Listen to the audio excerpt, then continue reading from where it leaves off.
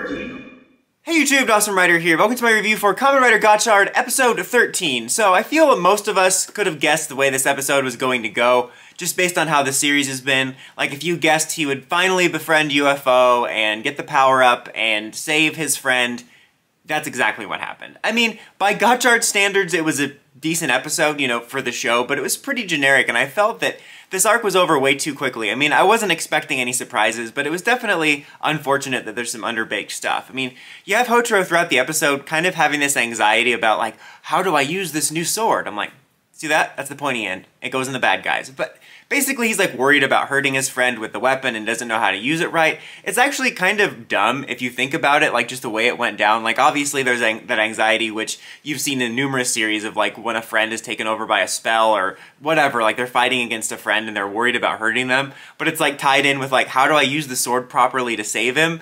And it winds up having him talk to the UFO. And it's like, oh, you just transform it into the belt formation. Like, I don't have the instructions. Where are the instructions? Like, I don't know where to download them. He's like, here, I'll just show you. Like, just this is how you make the belt. It was just kind of dumb in that way. Like, it was this weird mixing of that classic plot of, like, I don't want to hurt my friend. How do I do this? And how do I use this new toy to make this form? Which was just kind of funny.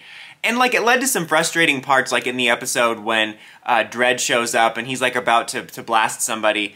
And I think it was Kajiki who shows up, who, other than the fact that he was involved in, like, oh, I've seen the UFO, I'm still waiting for, like, why does this character need to be in the show?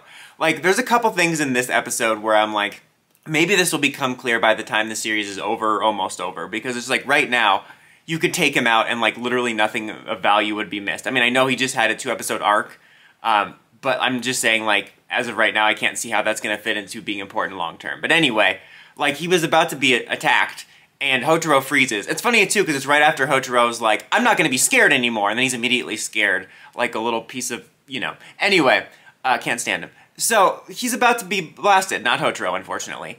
And Hotaro freezes because he doesn't want to hurt Sabi. But I'm like, you don't have to, like, chop his head off. You could have pushed him out of the way, or tried to blast the guns out of his hands, or jumped in the way of the blast, gotten taken out, we get a new protagonist, the world celebrates. Like, I don't know. I found that to be frustrating, because it's like, I get being frozen, not wanting to attack your friend, but he could have done any number of things. I mean, he just fought him in the previous episode. Just push him out of the way so Kajiki doesn't get hit. But that is basically, again, like I said, what happens. He does figure out how to use the sword when he communicates with UFO. He bonds with them. I don't feel like there was a lot of groundwork laid as to why, you know, again, in general, why he's so perfect, of like why he can bond with the Chemis. It seems like the Chemi just wanted to bond with him because he likes him, especially when they make such a big deal about, like, the villains are like, you can't use level 10s, and he's like, well, yeah, you can, because he's Hotaro, and it's like, I don't know. I feel there wasn't a scene or a collection of scenes that made me, like, understand why they chose him, other than the fact that he's the protagonist.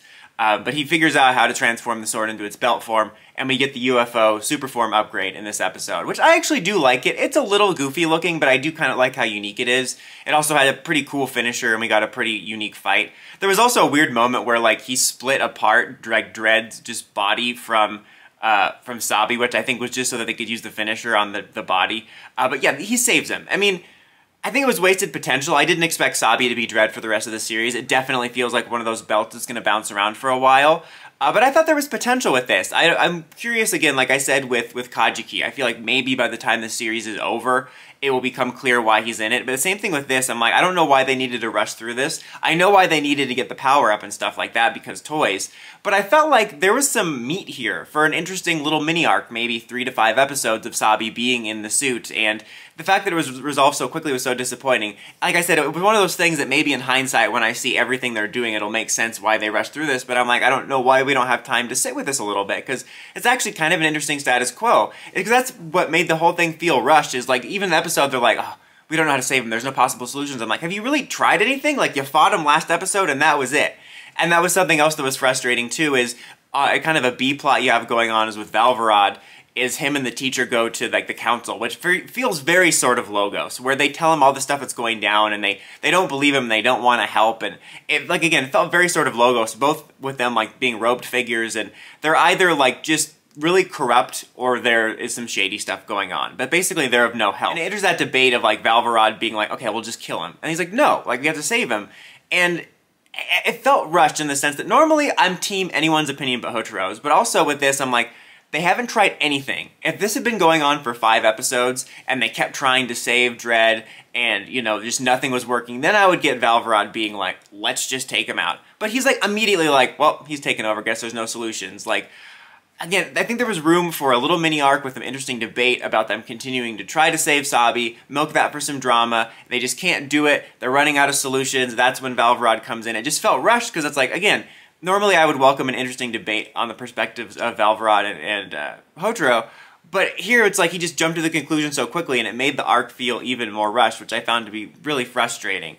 Again, the villains continue to be the strongest part of the show, being very savage about, like, using Sabi, where, like, basically using the Dread Driver, I guess, drained your life energy, and he only had a little bit of time left, and I'm like, well, it doesn't matter, we're getting the data we need, and, you know, that's all they really needed at the end. They're like, oh, well, he's defeated, we got the data. So that's definitely something I've kind of latched onto to a degree, like, trying to find something or someone to like in the show. I'm like, I'm enjoying the villains, I'm actually kind of rooting for them, but like I said, it was a decent episode by Gotchard standards, but definitely very much so one of those episodes if, like, I could play the whole episode out in my head last week just watching the preview, and that's pretty much exactly what happened.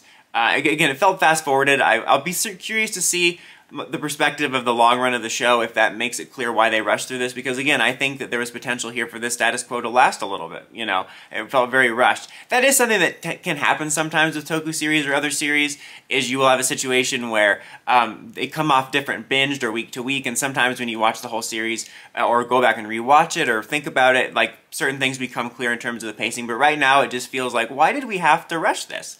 But anyways, guys, that's about it for this one. Let me know what you thought of this episode in the comments. Don't forget to like, comment, subscribe, and climb the steps and ring that bell so you get notifications for my videos. Dawson Rider, signing out.